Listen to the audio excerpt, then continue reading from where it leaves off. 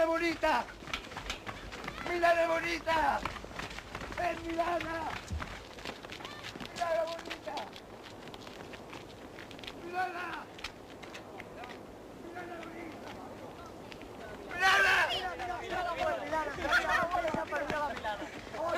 ¡Milana!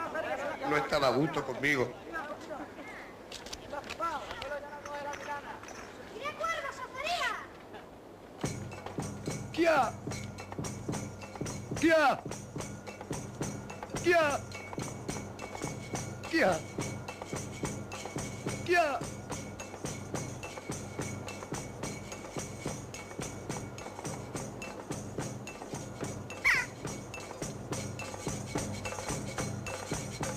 ¡Kia!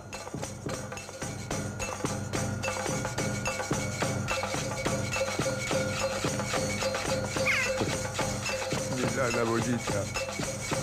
Milana bonita.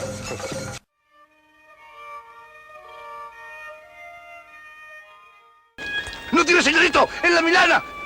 ¡Por supuesto, señorito, lo tiene!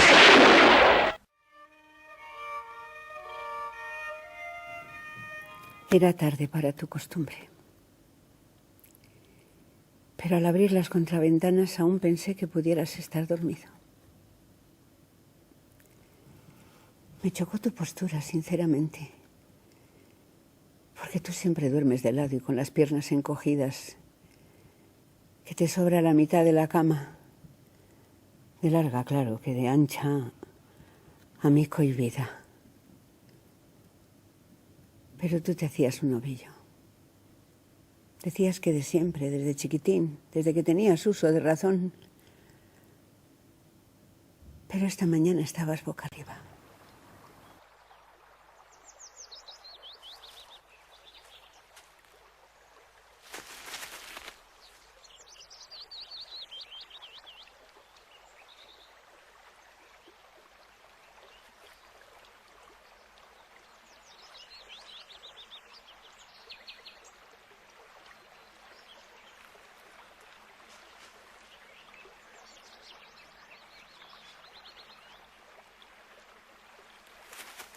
Aquí la hay.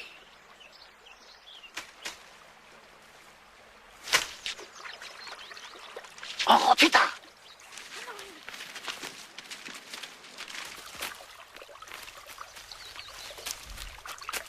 Bueno, en realidad no nos hemos presentado. Yo me llamo Víctor. Mi amiga Lali y este es Rafael. ¿Cuál es su nombre? Cayo. Cayo Fernández, para servirles. ¿Qué edad tiene usted, señor Cayo? Yo, para San Juan Capistrano, los 74. Ostras. 74 años y subiéndose a los árboles. Bueno, nosotros solo pretendíamos charlar un rato con ustedes e informarles. ¿Quiere? Gracias, lo gasto. Lo que es por mí, ya puede usted empezar.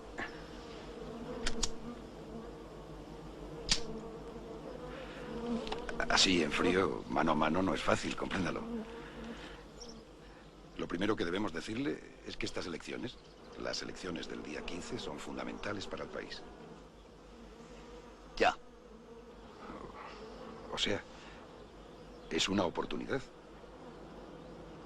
Yo diría que es la gran oportunidad. Y si la desaprovechamos, nos hundiremos sin remedio. Esta vez para siempre. ¿Y dónde vamos a hundirnos? Si no es mala pregunta.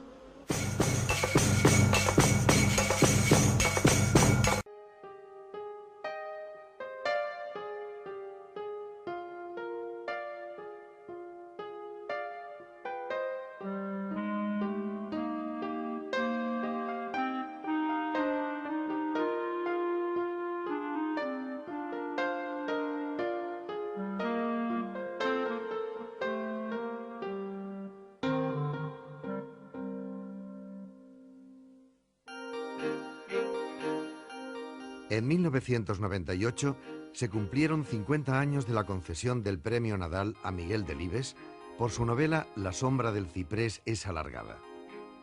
Medio siglo después del Nadal, Delibes publicaba El hereje, considerada por el escritor la más ambiciosa de sus novelas y de la que se ha sentido más satisfecho. 50 años dedicados a la literatura han dado como fruto una extensa y variada obra literaria que coloca a Miguel Delibes entre los grandes escritores españoles del siglo XX. Escritor y periodista, amante de la caza y de la naturaleza, hombre profundamente preocupado por los problemas de su tiempo, la vida de Miguel Delibes se ha desarrollado en Valladolid, ciudad en la que nació el 17 de octubre de 1920. Vinculado desde muy joven a El Norte de Castilla, el periódico más importante de su ciudad natal, fue precisamente en su redacción donde conoció en 1948 la noticia que había de cambiar el rumbo de su vida. El 6 de enero supo que el cuarto premio Nadal, el más prestigioso de la posguerra española, enfocado entonces a la búsqueda de nuevos valores literarios, había recaído en La sombra del ciprés es alargada. Las lecturas de Miguel Delibes no habían sido hasta entonces abundantes y, según le gusta contar, llegó a la literatura de la mano del curso de Derecho Mercantil de Joaquín Garrigues. En octubre de 1998, el novelista hablaba por primera vez de otra escuela muy importante en la formación de su estilo literario: su trabajo como caricaturista en El Norte de Castilla, donde firmaba con el seudónimo Max. Mi paso de la caricatura a mi paso a la literatura se efectúa en mi tercera novela, En el camino. Y entonces lo hice de una manera casi intuitiva y acabó siendo mi forma de novelar. El miedo a convertirse en escritor de una sola obra dio lugar a la segunda de sus novelas, Aún es de día, que en su exigente autocrítica juzgaría después como un libro precipitado cuyo tono general nunca llegó a gustarle. El abandono de la retórica, la simplificación de técnica y de lenguaje se plasmaron en una novela sencilla y espontánea en la que un niño de 11 años, Daniel, apodado el Mochuelo, recuerda lo que ha sido su vida en su pueblo y en su valle la noche antes de marchar a la ciudad para estudiar el bachillerato y empezar a progresar como quería su padre, el quesero. Yo quiero que mi hijo sea un hombre de provecho. Pero él le podría enseñar a leer y a escribir y cuentas y... Al año sabría tanto como él. Y no quiero que mi hijo se pase toda su vida amarrado a este banco como un esclavo. Años después, en 1977, la historia de Daniel el Mochuelo se convertiría también en serie televisiva dirigida por Josefina Molina.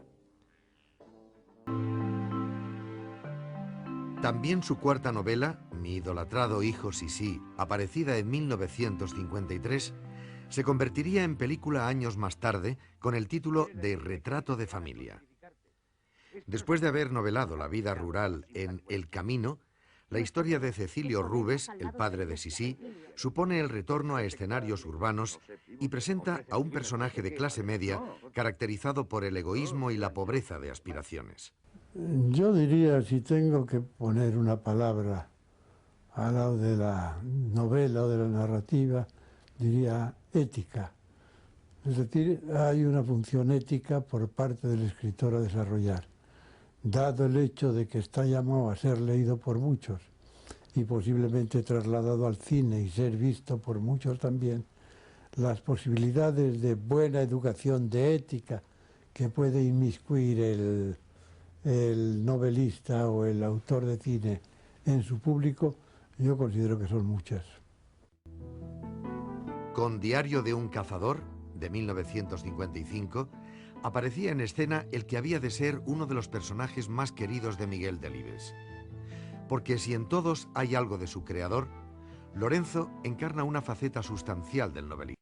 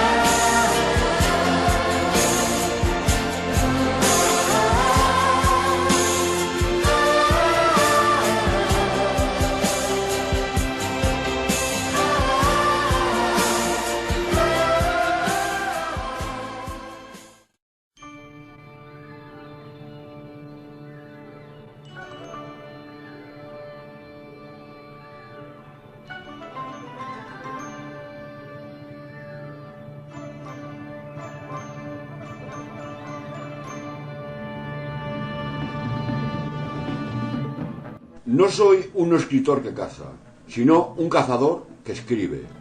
Soy un ecologista que escribe y caza. Soy un cazador que escribe, es decir, tomé contacto con los elementos fundamentales de la Castilla profunda mediante mis excursiones de cazador y pescador. Entonces aprendí a hablar como aquellos castellanos. Y todos mis libros tienen dentro a estos personajes, desde el ratero de las ratas hasta el señor Cayo, de El diputado Boto. Podemos decir que mi comunicación con el pueblo y mi idioma del pueblo lo aprendí en contacto con estos señores, yendo yo allí a una cosa distinta.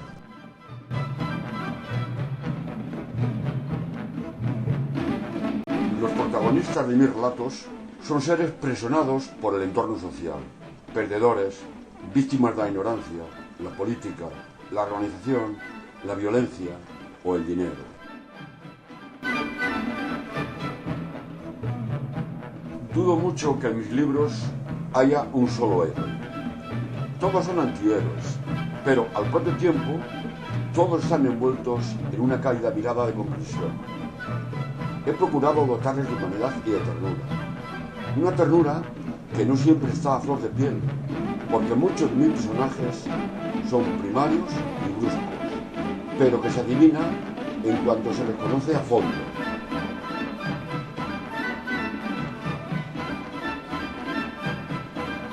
Fidelidad. He sido fiel a un periódico, a una novia, a unos amigos, a todo con lo que me he sentido bien. He sido fiel a mi pasión periodística, a la casa. Lo mismo que hacía de chico, lo he hecho de mayor, con mayor perfeccionamiento, con mayor sensibilidad, con mayor mala leche si cabe. Siempre he hecho lo mismo.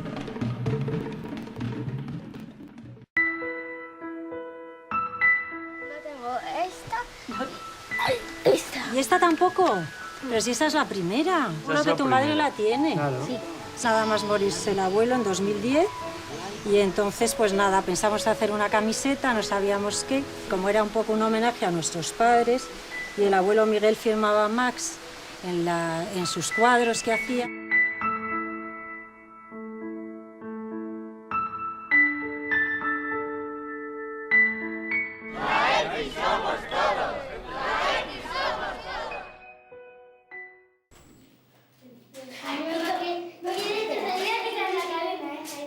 Haced lo que queráis.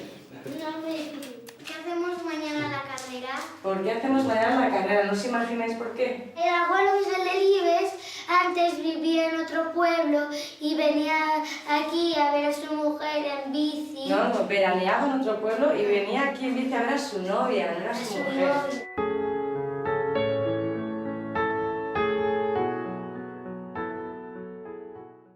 Yo creo que es una situación esta de la melancolía estancada.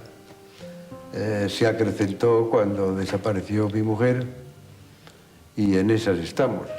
Entonces, cuando me hice novio de Ángeles, fue la que realmente despertó mi curiosidad. Es una de las muchas cosas que le debo.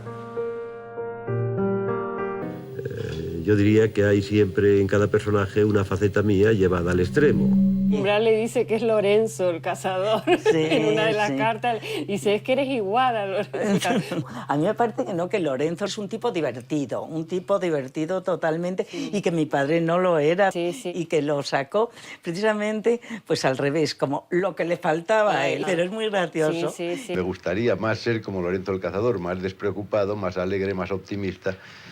Pero realmente yo creo que tengo más de Mario Díez Collado. La película que tuvo hasta dejar la dirección, que era yo como creo lo que justo, le iba claro, bastante. En un momento en que la mordaza es mucho más cerrada para la prensa que para la literatura, en la novela se pueden decir cosas que no puedes decir en el periódico.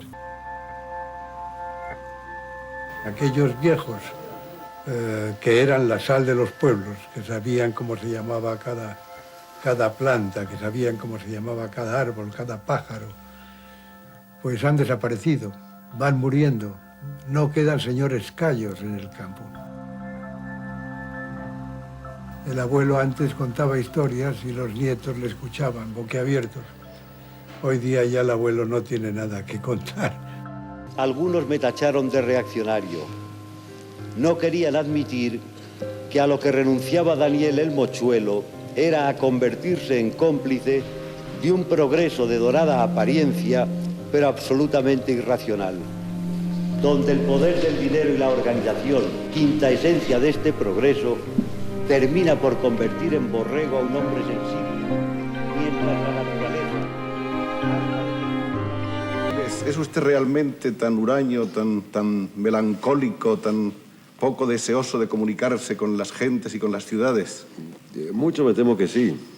Es decir, yo establecería una distinción.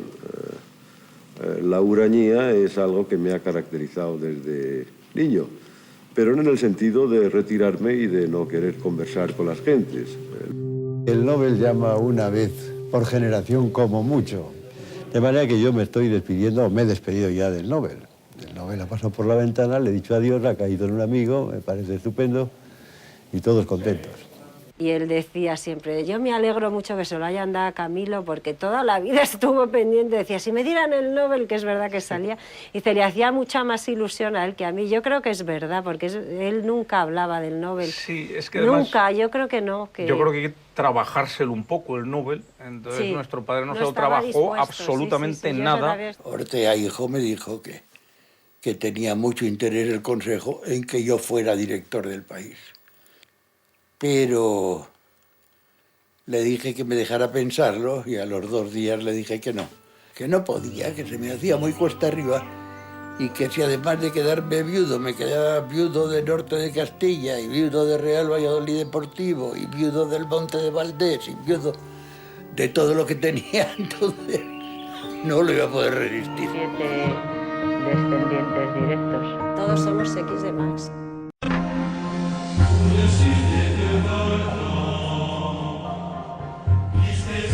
Tres minutos con Carmen. Carmen, tú y yo, tan distintos. ¿De parte de quién estará el juez supremo? Porque han tenido que transcurrir tantos años para que tú y yo podamos al fin hablarnos en profundidad, metiéndonos el uno en el otro hasta palpar la ceguera de nuestras entrañas.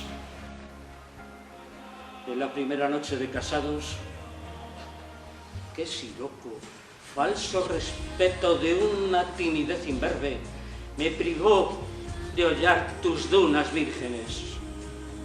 Y qué viento escarchado, hipócrita normativa social, te prohibió a ti, Carmen, soplar en mi hoguera. La primera noche, qué absurdo. Cariño, hasta mañana. Y luego, en el viaje de novios, mi sosera irritante, como me has hecho ver esta noche, con los toros, con el cine, con la calle, con los escaparates. Mario, vamos. Bueno, qué asco me dan ahora los tibios, incapaces de poner en el asador de la convivencia una pizca así de imaginación. Y al regresar del viaje de novios, que pronto empezamos a lanzarnos opiniones encontradas, ya sobre la guerra, para mí una desgracia, para ti una cruzada, o sobre la ropa, o sobre España, o sobre los hijos, un producto para ti matemático, y para mí más un regalo, o sobre los libros, para mí un tesoro, y para ti un peso sobre la cabeza para aprender a andar con esbeltez. ¿Por qué nos ha sido imposible dialogar tranquilamente? Tú de tu trabajo en el ropero de la parroquia, de tus partidas de bridge y de tus visitas a los suburbios, y yo de la admiración por Cáritas, de mis tardes en la cárcel, alentando a los presos, y de mis reuniones con protestantes para rezar juntos. Que lejos tus águilas imperiales sobrevolando vigilantes el castillo cerrado de Trento. Que lejos del paisaje abierto del Concilio Vaticano II y de mi España sufrida y valiente actual que intenta elevar el vuelo. Hoy, ahora, aunque tarde, quiero pedirte perdón por mis silencios, porque nunca me preocupé de tus jaquecas, porque muchos fueron los casos en los que te quité la autoridad en la educación de los hijos y demasiados las jornadas en las que me zafé del cuidado de nuestro pequeñín, porque nunca tuviste de mí una palabra de agradecimiento por tus esfuerzos cotidianos de excelente ama de casa. Perdón, porque apegado a mis tertulias idealistas en pro de un reparto más justo de los dineros de la tierra, jamás me acerqué al taburete de tus quebrantos con las cuentas de nuestro hogar. Qué curioso. ¿Te das cuenta? Nuestra última noche en el lecho conyugal, y ni tan siquiera como en la primera, nos hemos despedido con un buenas noches, cariño, hasta mañana. ¿Por qué tú, amor mío, que me has demostrado en tu velatorio de 5 horas conmigo que me quieres? ¿Y por qué yo, amándote hasta los tuétanos, en exclusiva, como te amo, no hemos sido capaces de comunicárnoslo a tiempo, de darnos por completo el uno al otro? ¿De parte de quién estará el juez supremo? ¿Y qué más da si tú estás a mi lado?